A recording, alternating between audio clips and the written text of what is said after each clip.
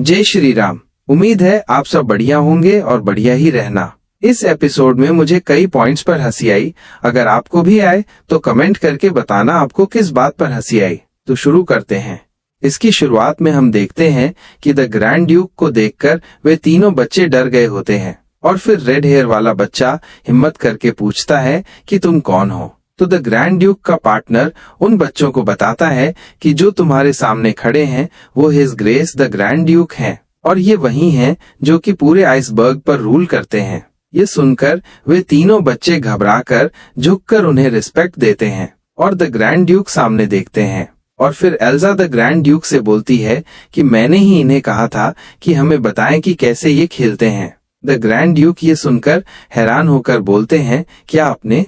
तो एल्जा the grand Duke से बोलती है, हाँ, क्योंकि मैं भी यहाँ के कल्चर को एक्सपीरियंस करना चाहती हूँ और मुझे लगता है कि ये एक्सपीरियंस विल्बर्ट और ह्यूग के लिए भी बढ़िया होगा। ये सुनकर विल्बर्ट बोलता है, क्या स्नोबॉल फाइट कैसे? तो एल्जा विल्बर्ट को आंख मारती है।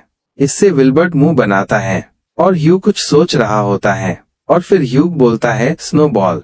तो तभी विल्बर्ट भी उसके बोलने का मतलब समझ जाता है और फिर ह्यूग और विल्बर्ट खुश होकर बोलते हैं, इसका मतलब हम दोनों अपनी फिजिकल स्किल डेवलप कर सकते हैं। और ये सुनकर द ग्रैंड ड्यूक बोलते हैं, अच्छा आई सी। और फिर एल्जा बोलती है, क्यों ना आप भी हमें ज्वाइन कर लो। ये सुनकर द ग्रैंड ड्यूक हैरान होते हैं और सभी बच्चे घबरा गए होते हैं और एल्जा अभी भी बोल रही होती है कि इसके कारण शायद बच्चे खुश हो जाएं।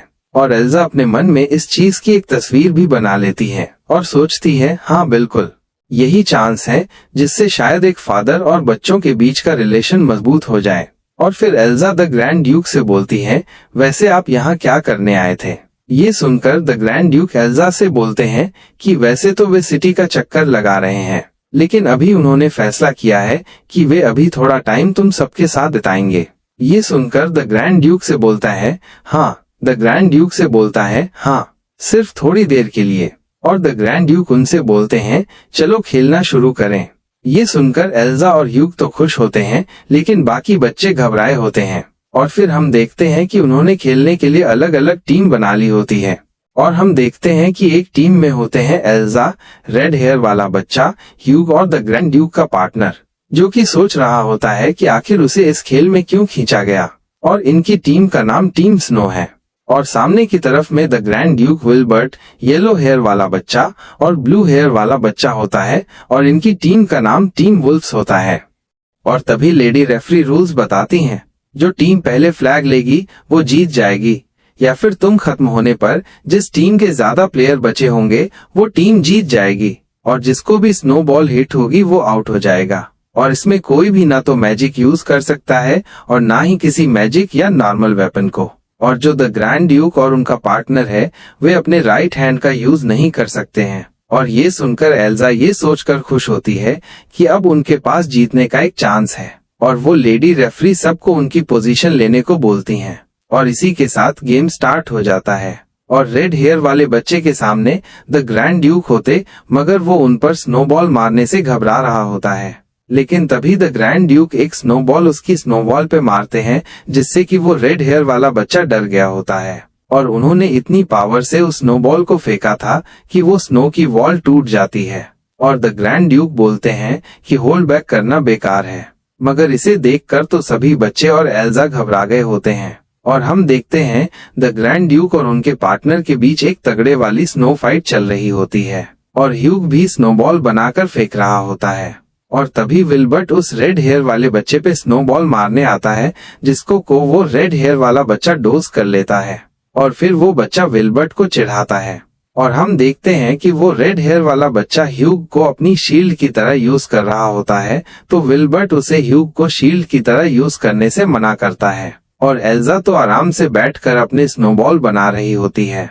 एल्जा एक स्नोबॉल फेंकती है, मगर वो पास में ही गिरता है, तो एल्जा निराश हो जाती है। मगर तभी हम देखते हैं कि द ग्रैंड ड्यूक के पार्टनर पर एक स्नोबॉल लग जाता है। ये देखकर एल्जा हैरान होती है और हम देखते हैं कि द ग्रैंड ड्यूक एल्जा के सामने आ गए होते हैं और द ग्रैंड ड्यूक को सामने देखकर उनसे बोलती है, क्या आप सच में मुझे आउट कर देंगे?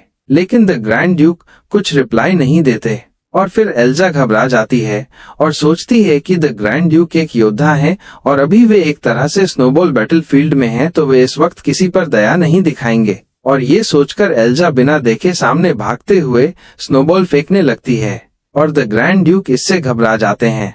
लेकिन तभी एल्जा का पैर किसी पत्थर से टकराता है जिसके कारण वो गिरने लगती है। तो द ग्रैंड ड्यूक एल्जा को बचाने के लिए आगे बढ़ते हैं, लेकिन वो दोनों फिर भी गिर जाते हैं, जिससे कि एल्जा के सारे स्नोबॉल द ग्रैंड ड्यूक के ऊपर गिर जाते हैं। और तभी लेडी रेफरी सिटी बजाकर खेल खत्म करने को बोलती है।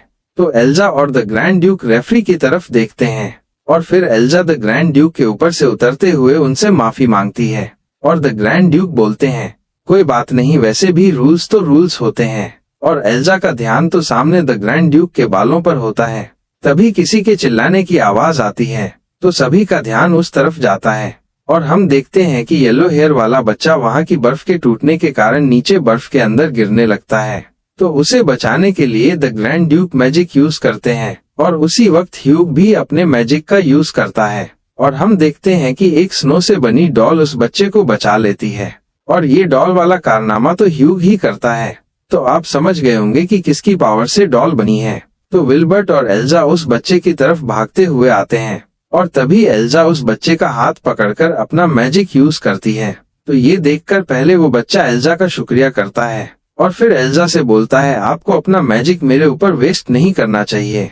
तो एल्जा बोलती है, ये तो नेचुरली चीज है जो कि मुझे अभी करनी चाहिए। तो द ग्रैंड ड्यूक बोलते हैं, तुमने सही कहा, हमें अपनी सिटी और सिटी के लोगों को प्रोटेक्ट करना चाहिए। और हम देखते हैं एक जॉइंट फैमिली फोटो को और इसी के साथ वीडियो खत्म। Thanks for watching. अब मिलते हैं अगली वीडियो में एंड बाय बाय गाइस।